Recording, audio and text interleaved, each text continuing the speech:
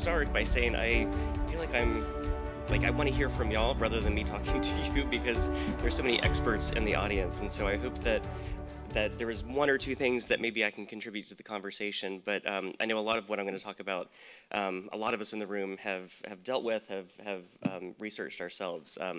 So let me get started. So my whole premise is that I feel like this is a really important moment, and we all know that we're at this important moment right now, especially with D&I in the country. And we're at a moment where I feel like I guess you'd call it like an inflection point, where we can pivot to a new generation of D&I. I'm going to talk a bit about sort of why I see that and sort of the challenges of sort of moving forward into this new generation. I think it's a really, really exciting time in terms of how does everyone in this room and beyond shape the next generation of diversity and inclusion. And we'll actually talk about those terms a little bit. So as most of us know, I would argue that right now we are still in this generation of the business case for diversity. And that's the current narrative, and that's been the narrative, I would say, for probably 10 years at least. And the business case for diversity, we know, really states that the more diverse your organization, the more different points of view, different experiences you're bringing to the table, the more creative your solutions are going to be, which in turn creates a more nimble organization and then makes you more competitive in the marketplace. And we can see this over and over again in terms of the power of the business case of this narrative, in terms of the importance of having a diverse leadership board, of having diverse employees, of having an organization resemble the communities in which it serves. And so I would argue that's really been where we have been, and that's where we are in terms of how do we position D&I for our organizations. So that's sort of the premise. And there are benefits to that argument that we all know. So the benefits, number one, is that it's a proven argument. Over and over again, study after study has shown that, yes, this contributes to competitiveness. We can see it, we can see the crash and burns, we can see the big successes in terms of those organizations that are more diverse, are able to compete a lot more effectively in the marketplace across industries. And business study after business study has shown that. So that's one of the strengths. Another is that it creates buy-in across the organization. It helps everybody sort of see, okay, this is why this is important. That as a company we can succeed, we can grow, we can compete.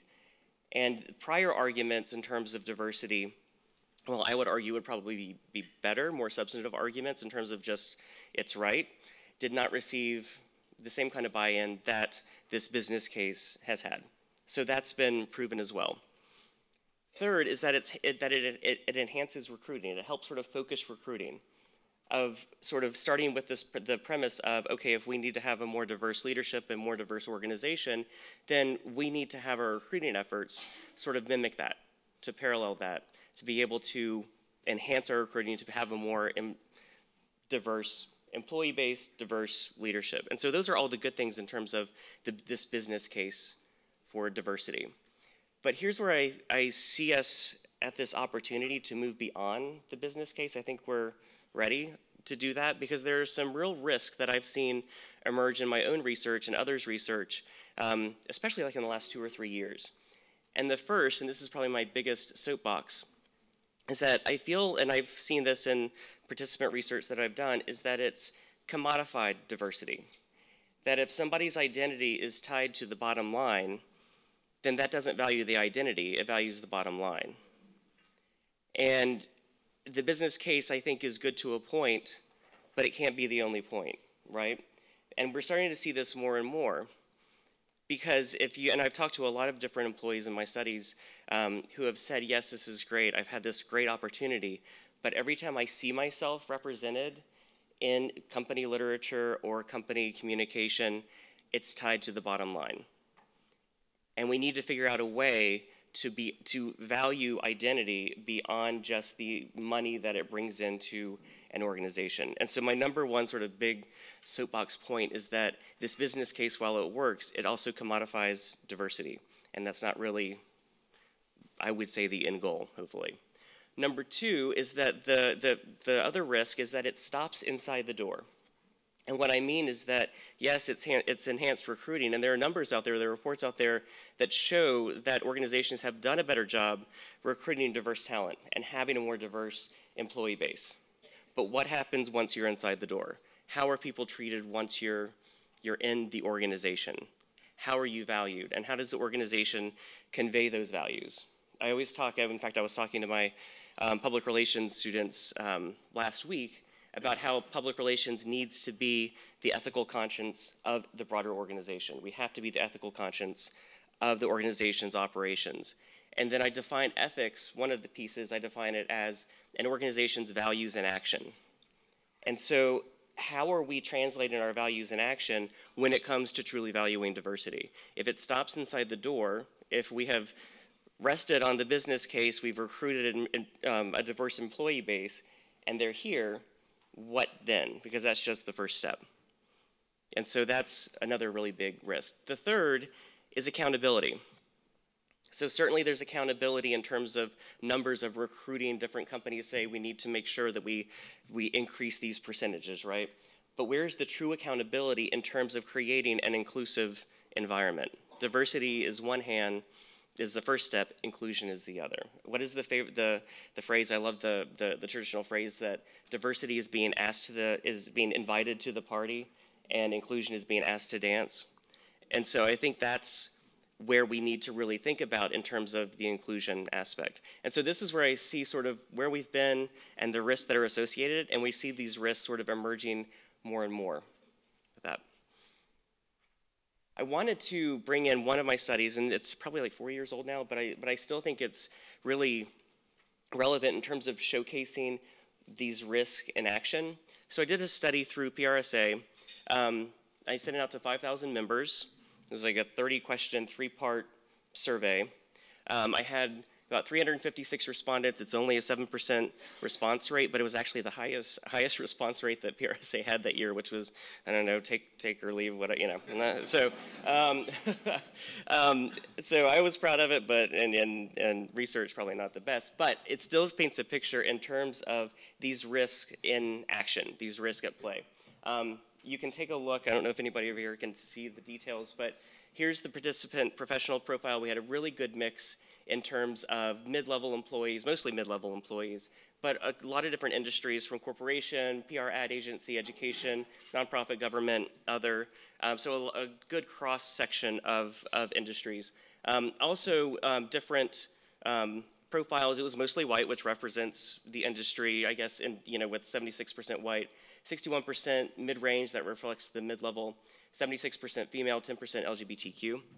And I had one section, I'm not going to talk about it now, but one section that was specific to the LGBTQ questions, because PRSA traditionally had not included LGBTQ plus questions in their surveys in anything related to diversity. But I won't be able to touch on that today. So that's sort of the background. I asked them some really basic questions, basically. I just wanted to get sort of a benchmark. And so one of the questions was, how important are D&I programs, how important are diversity policies and programs important to an organization? 85% of respondents said it's somewhat or extremely important to the organization. It's like, that's fantastic. But I'm by nature a qualitative researcher, so I asked at the end of each of these questions, why? Why is this important? And the top 3 responses were, it's competitive, makes us a stronger workforce, and PR has to understand and reflect today's diverse culture and communities. Certainly directly reflective of the business case for diversity. But it's also introducing PR's role in reinforcing that we have a responsibility in communicating diversity, because we are public relations, we are the ethical conscience of our organization. So that was encouraging. And then I asked, how important is it for organizations and the public relations role specifically to communicate D&I? And this was also encouraging. 74% said it was either somewhat or extremely important to actually communicate organizational diversity values externally. I was like, that's fantastic. And so then I did a follow-up to that. And I said, okay, so in your job, how do you do this on a daily basis? The #1 response was employee recruitment materials. More than half, 53%. Number 2 was the organizational website. I'm thinking that that's probably tied to the employee recruitment, right? The number 3 top response from this national study was not applicable. And that was really surprising and depressing to me, where everybody was all in terms of employee recruitment, an organizational website. In terms of anything beyond that, not applicable. The next highest was social media at like 14%. And so I think this sort of reflected, and I'm making a lot of assumptions, but if we go with the business case, if we go with the research that shows there is this risk that it stops inside the door, I would say that this research sort of reflects that, right? That it is limited to the employee recruitment, that that's where organizations are putting their money, and it's good as a start, but it's certainly not anywhere near what we need to do. How am I on time? All right, 2 minutes, perfect, all right. So we need to actually truly ask ourselves, how do we build value in D&I beyond its contribution to the bottom line? How do we do this? And part of Angela's research that Ken was talking about mentions this. It has to start with leadership. Leadership has to set the stage. They have to be accountable. They're the ones who set the culture in the company, and they're the ones who have to have their success tied to D&I success. There has to be structural change in terms of different networking opportunities, different affinity groups that we heard about earlier. Those are powerful. And then we have to think about population-specific needs. Equity is not the same thing as equality, and I think we focused on equality where everything's the same, but we have to look at individual populations and where they're coming from and meet them where they are. Because everybody is coming from a different perspective, and equality doesn't get to it, equity does. So we have to think about how can we make this situation equitable. And then the final thing that I'll leave you with, and this is a soapbox and I don't want to open up Pandora's box, but I've actually become really frustrated with the term D&I itself. I feel like when I look at different websites, corporation sites, it's now the D&I business practice. And I went to the Institute for PR's Bridge conference a couple years ago, and I was trying to find the speaker's name because she was an amazing speaker, and she was actually arguing that we move beyond D&I and we call it equity and empowerment. How can we have a process within an organization that really builds equity and empowerment? Because D&I has become this sort of really powerful acronym, but right now we're stuck in this business case for it. So I'm not saying that, no, let's just abandon D&I, right? But how can we support D&I, supplement D&I, complement it, so that we can get to this equity piece, to this empowerment piece, so that we're not stopping inside the door, that we're moving beyond the door, and we're truly, truly valuing D&I in our organizations. And that's all I have. Thank you. Thanks.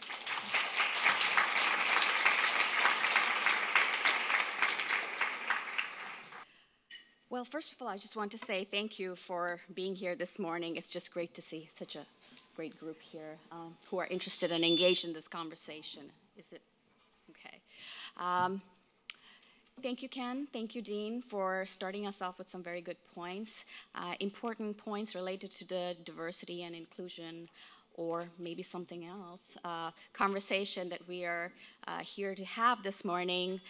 The topics of inclusion, is D&I even, a term that maybe we should be moving to something else, accountability, important things, topics and issues connected to the overall conversation here. And now, what I will do is I'm going to share a story with you.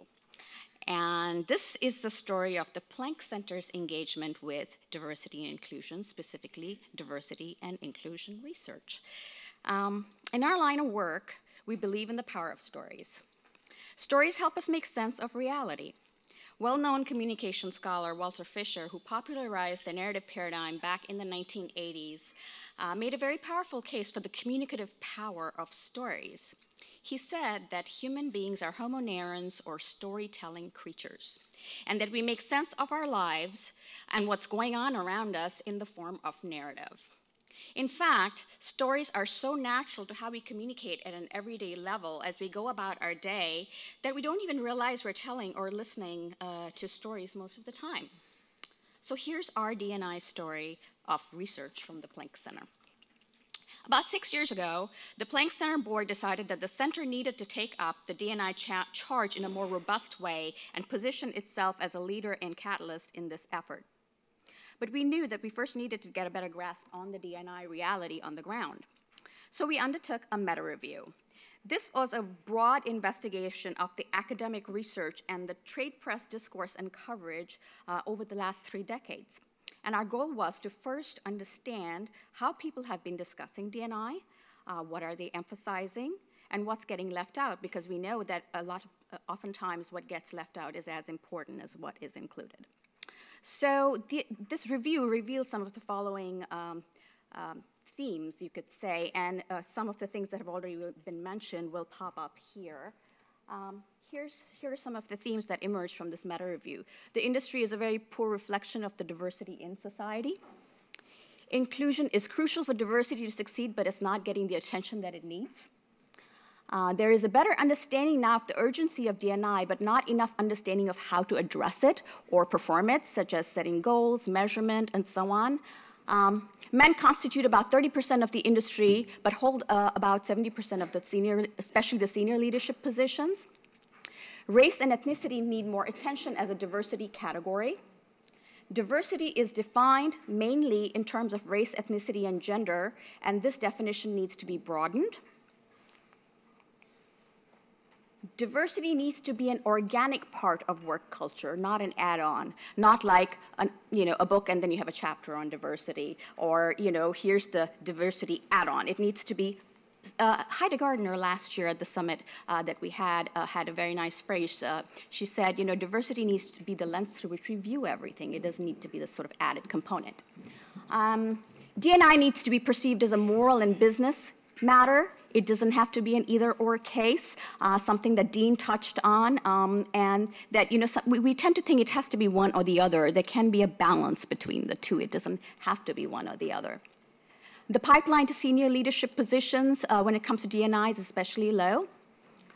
Millennials are more open to diversity than previous generations. And leadership involvement, top leadership involvement is key, but there is a gap an interesting gap. Leaders think they're doing a much better job on the D&I front than do employees. That is, employees' perception. So this meta-review brought out some interesting things and gave us a sense of where things are at. So since leadership lies at the heart of what the Planck Center's mission, it made sense for us to specifically focus on the relationship between leadership and D&I. So we decided to investigate this gap that is the last point over here about perceptions between how leaders think they're performing on the D&I front and how employees see them as performing, because this is a gap that needs bridging if it does indeed exist. So we conducted a mixed method, qualitative and quantitative survey through Qualtrics, and our respondents were US-based PR practitioners, and we had a panel of, we had 102 usable responses. And I'm going to give you a quick sense of the breakdown here of how this played out. We had about roughly 60% of our respondents were, I say practitioners, that what we mean by that is employees, not in formal leadership positions, and the rest, 40%, were those who were in formal leadership positions. As you can see, most of our respondents were in the corporate setting, and then there was sort of an even breakdown of other PR settings, such as firm, nonprofit, education, government, and so on. Most of the people that we, most of the respondents had between 1 and 20 years of experience. Few had less than a year, and a good number had, 20 to more than 30 years. So that was our breakdown. Now, there were several interesting findings from this study, but the one that I wanted to share with you today is this discrepancy in perception that we talked about.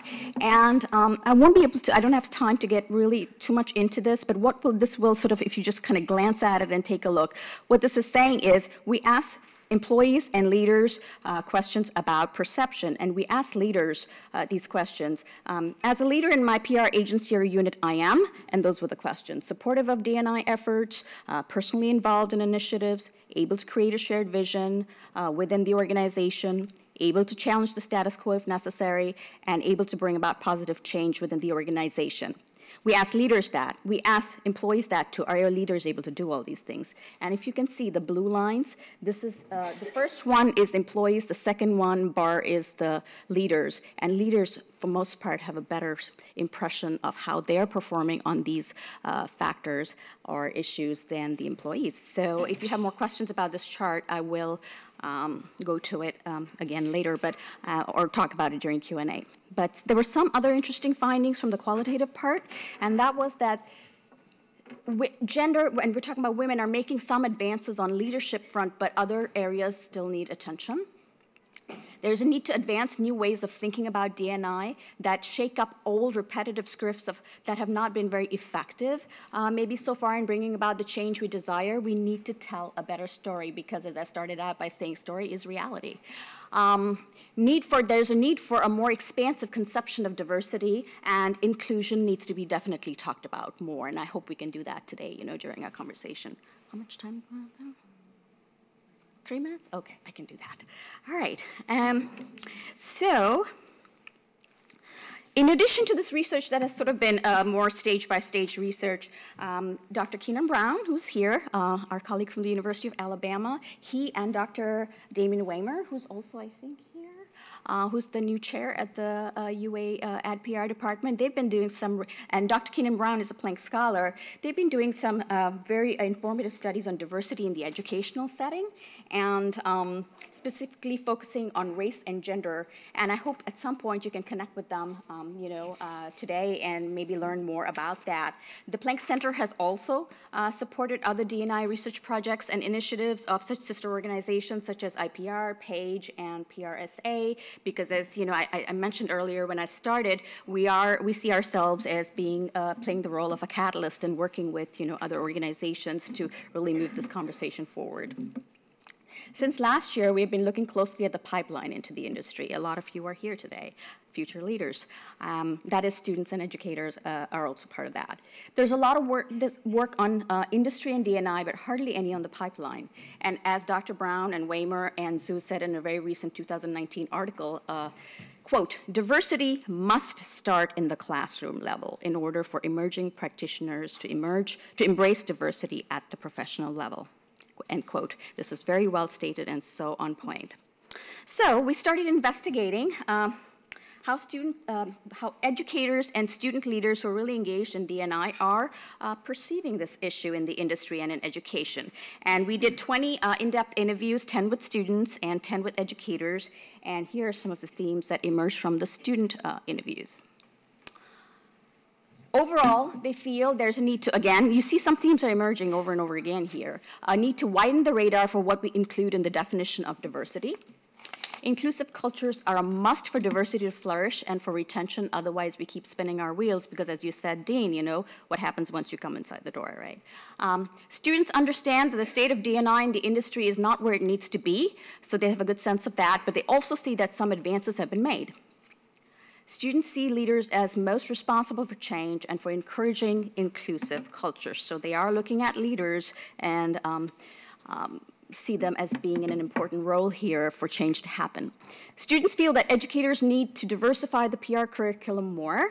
That is, weave diversity and inclusion and equity-related content throughout the curriculum, offer special topics courses, bring in diverse guest speakers, and recruit and retain more diverse faculty. And how educators teach about D&I makes a difference, and this, Dean, might interest you as well, is they feel both the moral and business cases are important. It shouldn't be one or the other. They are both important as far as they're concerned. And finally, this is not just about talking about it in the courses or in the content. How educators actually perform D&I as educators is important too. So educators need to pay special attention to the learning environment, such as the classroom, such as PRSA environment, and so on, and see if their students are feeling, included and if they're diverse. So these were sort of the main themes that emerged. We're still working on coding the educator responses, but some of the things that past research has shown us that educators are willing and wanting to include more content. Dr. Brown and Dr. Weimer's research has shown this, some other research has shown this, but they feel there's a lack of, let's say, content or good material to include in curriculum, as well as they feel maybe not prepared enough to do it too, and maybe they need some help with that. So that is still, in the works, and we'll have more for you in future conferences and summits. But so what does this all tell us, There is no end to this story, actually. D&I is an ongoing story. In fact, there shouldn't be an end to it. Yeah, and the work is never done. And new plots and issues emerge with changing themes at times. Right now, we're talking about certain key issues within D&I. So those are the key themes right now. Inclusion, accountability, education, these are sort of standing out. So we at the Planck Center see it as part of our mission to be a central part of this D&I effort and story in industry and in education. And I hope you found this helpful. Thank you.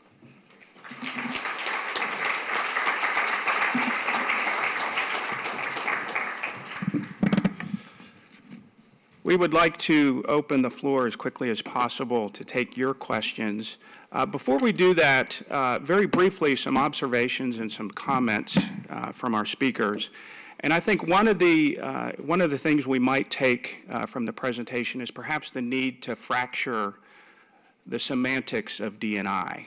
Right? When you couple them together, it suggests that they are equal terms, and I think the research from both Dean and Nilanjana suggests that they are not being treated equally. There is a gap between those two. Secondly, while we're talking about gaps, I think all of this research shows that there are gaps between PR leaders and their employees in terms of understanding D&I and observing D&I. And there are also gaps in the classroom between what students want and they need and what they're receiving. And a final observation is the importance of how D&I is positioned at the organizational level. That seems to be a crucial point. And as I think it was Muhammad Ali who said, it ain't bragging if you can back it up. There's a lot of talking and there's a lot of information on websites and through social media, but what is the climate inside the organization and how can that be improved? So those are a couple very brief observations. I'd now like to open up the floor to your questions. So let's get started. Do we have questions? And if you can just identify who it is for. And what we don't get through in the short amount of time we have now, we hope you will continue the conversations and bring those points back to other panels. Yes, you. Yes. Yep, you first. Can you speak to, since there is an importance to storytelling and lived experiences when they're talking about diversity and inclusion, can you talk about academia and their role in privileging certain sources of information? Like your research is great and we're getting a lot of great things for it, but a lot of the information that educators and students are not getting is kind of coming from the community, from people who experience things and who are blogging and writing about these things, but academia kind of has a hold on what information should be shared and published and what information is not. So can you speak to that role that academia has in that? I can start. I will probably be rambling a little bit, but and this is another soapbox. I've had a lot of soapboxes, but I think that it starts a lot with the literature that we introduce into the classroom. I've become really frustrated with the public relations text that we have of not including diverse voices. In fact, this is the first term where from my principal's class, I'm not including a text because the chapter on history is only about white men, really. Ophel Dukes is not in there. Doris Fleischman is not in a lot of them.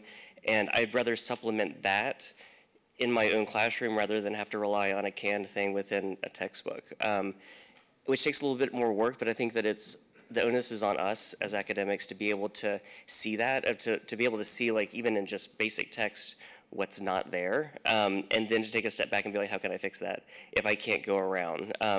The other is in the curriculum. I've tried, in different capacities, you try to have the argument of like, okay, so how do we incorporate this? And then inevitably it comes back, well, hands are tied. We're already doing everything we can in terms of curriculum too. So it's what can you do individually within the classroom?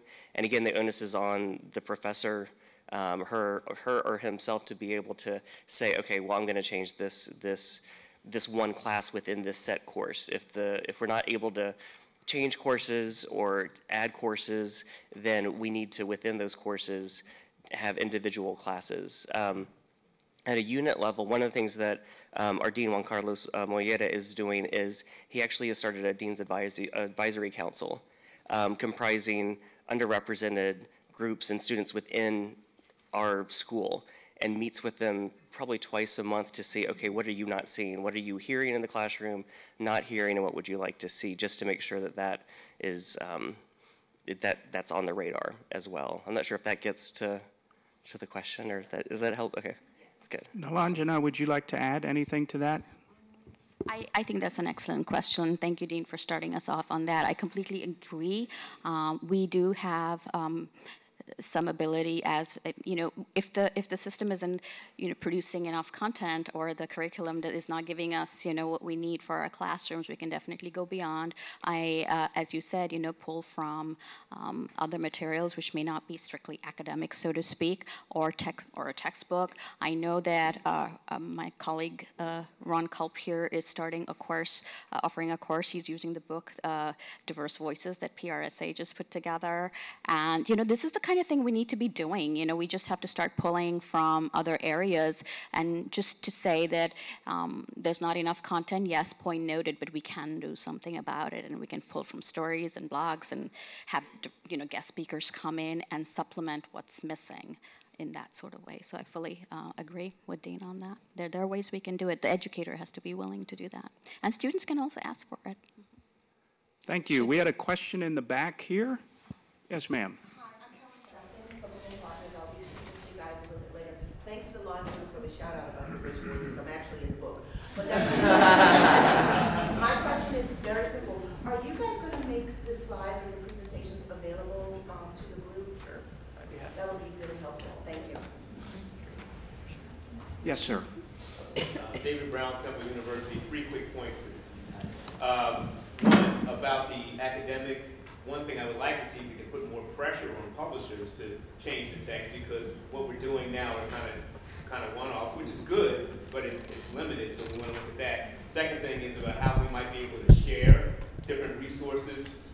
A lot of us are approaching it different ways, so this could be a way to share that. And my last point, though, is that how we might be able to share research, both industry and academic. We just finished the research looking at all of the 66 entries from the last Bateman, which looked at diverse voices in the PRSA Foundation, looking at what students think about diversity and how they approached it. And since PRSSA has just established their diversity and inclusion officer position, and that's just 1 year in, we might want to take a look at how are they also doing it to include that as part of our look, since they are the future of what we're trying to do. So I would encourage to try to find ways. My question is, how might we be able to do that to, I guess, be more open source in terms of great ideas, don't care where they come from, if it's going to make a difference in what's going to happen.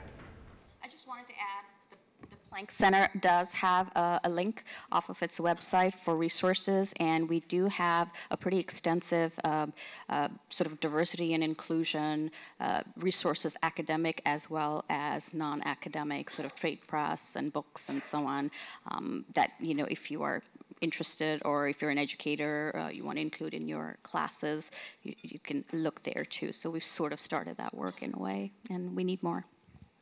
Thank you, and thank you for your comments. Yes, ma'am, over here. I was curious, just from the student perspective, I remember relocating to the Bay Area this past summer, and it was really difficult because it's definitely a very different thing that I'm used to from the South. And I remembered at my company, I had a very uniquely great experience. So a lot of people of color, interns in particular, were having a really hard time assimilating to their new environment.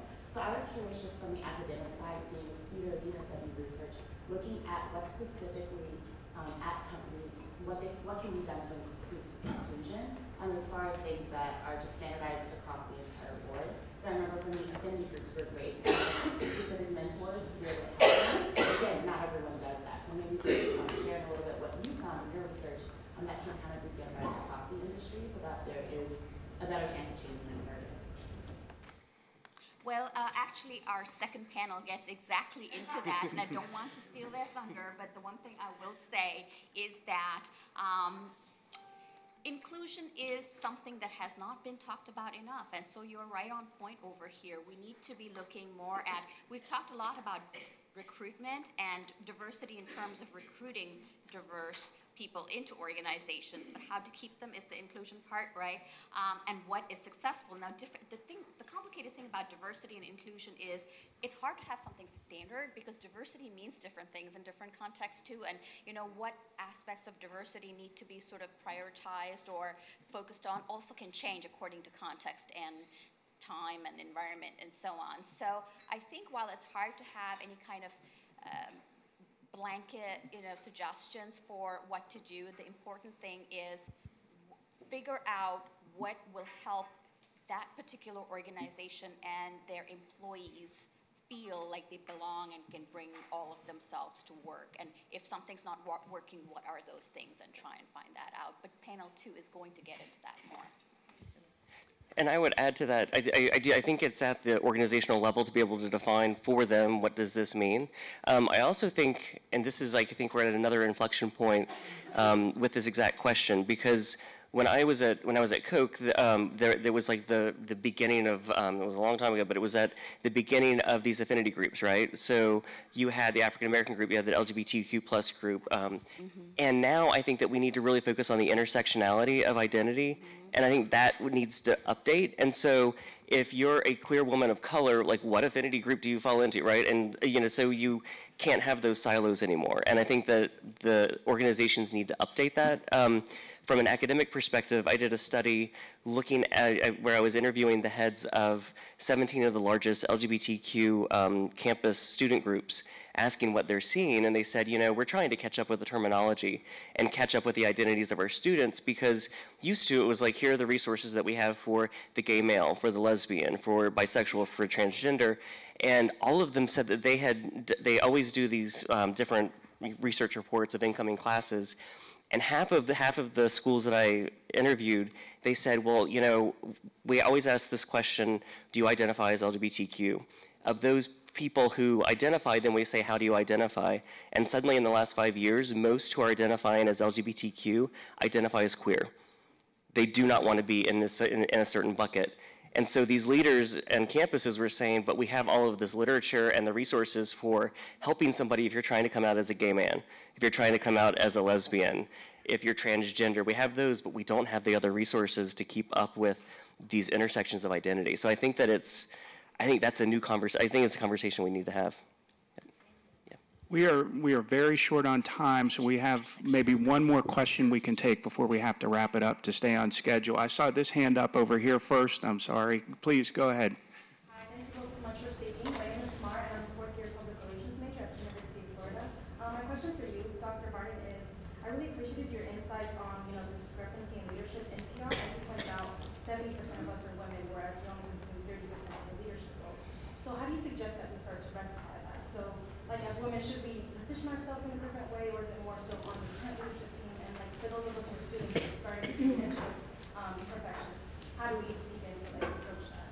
Yeah, I think as I mentioned, one of the things that's a really good question, and I can only talk about what we can do, and what the outcome will be is, we can only hope it will be, the needle will move more. But I think as women, we're seeing some changes that have begun to happen, which is a good sign, which means we're moving in that direction. But I think what's really important is that there needs to be a top-down and a bottom-up effort over here. Both need to happen. Leaders are responsible for and have the power to make certain changes. So decisions that they make, things that they do, how much attention they give to this matter is going to be important. But at the same time, I think the more and more we talk about this in venues like this, the more we sort of position ourselves and try to break these stereotypes that women only belong in certain kinds of roles and cannot be in, leader. We have to sort of try and break those stereotypes in whatever ways we can, and hopefully the top down and the ground up, will work to bring about that change. But the good news is it's beginning to happen. Okay, with that, we will wrap up this session, and I would like to thank both Dean and Nilanjana for their insights, their observations. Thank you very much. And again, we certainly encourage you to carry on the conversation, and for those we were unable to get, please ask your questions of other panels. Thank you. you.